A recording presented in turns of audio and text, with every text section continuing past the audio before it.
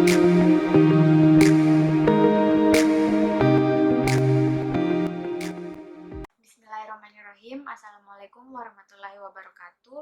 Perkenalkan, nama saya Nur Anissa, NIM 1710421092, mahasiswa dari Universitas Fajar Makassar, Fakultas Ekonomi dan Ilmu Sosial, Program Studi Manajemen. Di sini saya akan mempresentasikan jawaban mid semester saya dalam mata kuliah penganggaran modal. Pertanyaan pertama, apakah ada perbedaan antara anggaran dan penganggaran? Berikan analisisnya menurut para ahli. Ya, ada.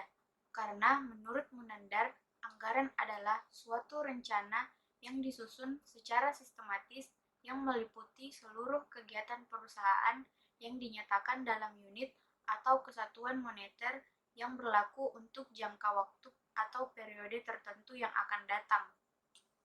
Sedangkan menurut Stridiron J.E. Spinoza Catella, penganggaran adalah penentuan tanggung jawab dalam angka bagi jalannya perusahaan di kemudian hari. Jadi, anggaran adalah rencana kuantitatif aktivitas usaha sebuah organisasi, baik dalam pemasaran, produksi, keuangan, dan lain-lain. Anggaran juga mengidentifikasi sumber daya dan komitmen yang dibutuhkan untuk memenuhi tujuan organisasi. Sedangkan penganggaran adalah penciptaan suatu rencana kegiatan yang dinyatakan dalam ukuran keuangan, dan penganggaran memainkan peran penting dalam perencanaan, pengendalian, dan pembuatan keputusan. Pertanyaan kedua, jelaskan secara terperinci proses sebuah perusahaan membuat anggaran.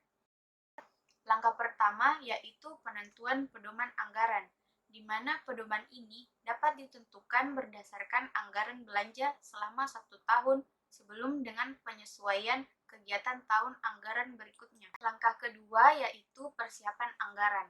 Anggaran mulai dibuat sebagai salah satu rancangan yang akan digunakan dalam 1 tahun ke depan. Beberapa jenis penyusunan anggaran seperti anggaran penjualan, produksi, laba rugi, dan lainnya. Langkah ketiga yaitu penentuan anggaran. Menentukan anggaran dari hasil perundingan setiap divisi yang ada dalam perusahaan dan melakukan koordinasi serta pengesahan. Langkah terakhir yaitu pelaksanaan anggaran. Anggaran sudah ditetapkan ke berbagai divisi, dan setiap divisi melaksanakannya dengan penuh tanggung jawab. Pertanyaan ketiga, jelaskan secara terperinci siapa sajakah yang ikut berperan dalam pembuatan anggaran. Yang pertama, manajemen puncak, yaitu sebagai dasar dalam menyusun anggaran belanja. Yang kedua, manajer keuangan, yaitu menyusun berbagai jenis anggaran, baik dalam segi anggaran keuangan, penjualan, produksi, dan lain-lain. Yang ketiga, manajer pemasaran, yaitu menyusun ramalan penjualan dan melakukan pengawasan. Yang keempat, manajer umum, yaitu membantu manajer keuangan dalam menyusun anggaran serta melakukan pengesahan dan pengawasan. Yang kelima, direksi, yaitu melakukan pengesahan terhadap anggaran. Yang keenam, divisi atau karyawan, yaitu merundingkan hasil dari persiapan yang telah dibuat sebelum disahkan.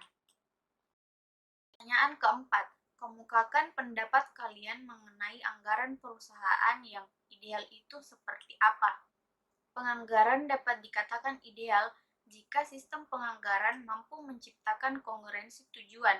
Yang sederhananya, tujuan kongruensi adalah tujuan perusahaan harus mampu selaras dalam tujuan manajer-manajer individu, dan setiap penganggaran itu mampu mendorong para manajer untuk mencapai tujuan organisasi dengan cara yang etis. Pertanyaan kelima, apakah anggaran perusahaan dapat diubah? Anggaran perusahaan hanya dapat diubah dalam keadaan khusus. Jadi perubahan itu harus dicek terlebih dahulu, apakah akan mempengaruhi seluruh sistem yang ada atau tidak. Jika perubahan itu mempengaruhi seluruh sistem, maka anggaran itu dapat diubah. Pertanyaan keenam, Anggaran manakah yang digunakan oleh semua jenis perusahaan? Anggaran yang digunakan oleh semua jenis perusahaan adalah anggaran penjualan, di mana anggaran penjualan biasa disebut anggaran kunci, karena anggaran penjualan merupakan dasar penyusunan anggaran lainnya, dan pada umumnya anggaran penjualan disusun terlebih dahulu sebelum menyusun anggaran lainnya.